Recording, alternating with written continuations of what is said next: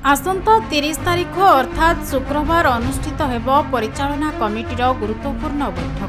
बैठक में बलभद्र महाप्रभु पहंडी समय चारमाल उपरे पड़ा घटना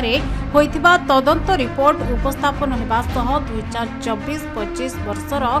आर्थिक श्रीमंदिर बजेट आगत हो।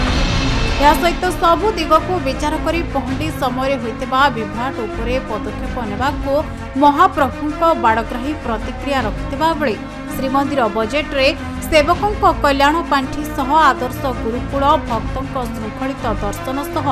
आनुषंगिक व्यवस्था व्यय बराद उपरे आलोचना हेब। तेबे श्रीमंदिर 2024-25 वर्षर आर्थिक बजेट उपरे समस्त नजर रहिथिबा बेले सेपटे बलभद्रଙ୍କ पहंडी समय घटिथिबा विभ्राट पई दायी किए और अघटन को नहीं श्रीमंदिर प्रशासन पक्षरु कि पदक्षेप निया जाउछि ताहा देखिबाको बाकी रहिला।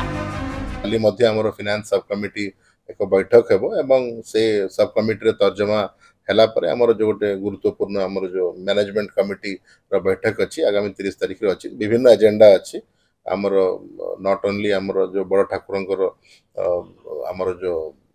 गुंडीचा घर पाखे जो इंसिडेंट हमर हेतिला एवं तत्सहित हमर मुख्य एजेंडा हला फाइनेंस हमर बजेट टी पास करबा एवं जहाँ भी हमर सब एजेंडा रे रहिथिबो विभिन्न गुरुत्वपूर्ण विषय रे जोटा कि आलोचना एथर नुआ किंबा हमर जो पूर्व धार्य होइतिला समस्त विषय ऊपर आलोचना हो।